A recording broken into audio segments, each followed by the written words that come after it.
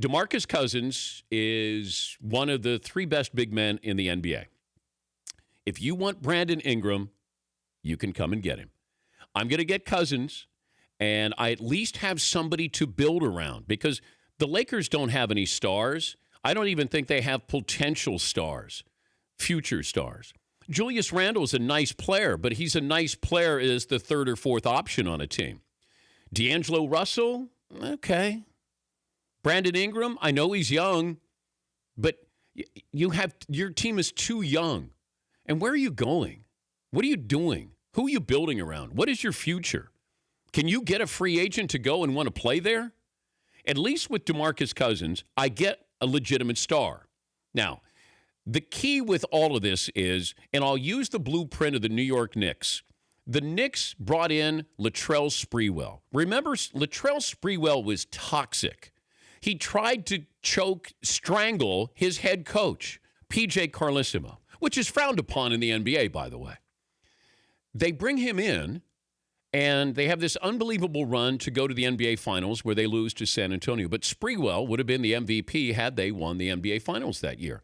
But they surrounded him with Patrick Ewing, Allen Houston. You had a respected coach, and you had Larry Johnson.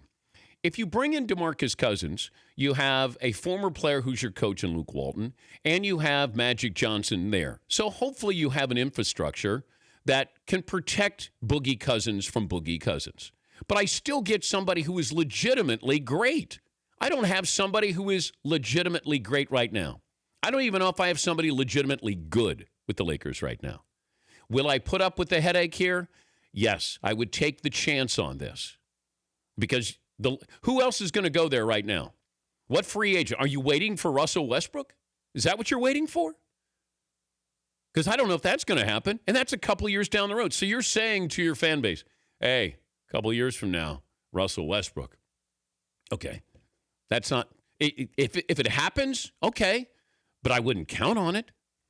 Plus, this happened behind the scenes. So Vlade Divac, the GM of the Sacramento Kings, was being honest when he said that Boogie Cousins' agents were trying to put an end to any possible deal, only because they wanted their client to make $30 million more. Hey, if you trade for him, he's not going to sign a long-term deal with you. I'm told yesterday, that was what was going on behind the scenes. So when Vlade said, hey, we had a better deal in place, now I don't believe they had a better deal in place. I don't. Because I've yet to hear that better deal in place. I think Vlade is trying to back away from the scene of the crime. Like, hey, I wasn't driving this car.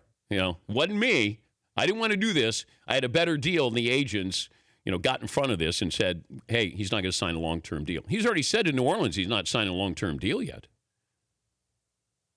But those are some things that went on behind the scenes. But, the Lakers clean house in a Game of Thrones scene, it felt like, where you're firing your brother. I mean, this is some heavy stuff. Or all of a sudden you say, hey, Jimmy, come here. Hey, sis, what are we going to do? Where are we going to lunch? Let's go to the Ivy. We can. You're just not going to have the same title, okay? Like the purple and gold wedding? Yeah. Once we're done with lunch, you're not going to be running the team. But let's go and have lunch. Maybe a couple of drinks. The Dan Patrick Show, weekday mornings on Audience.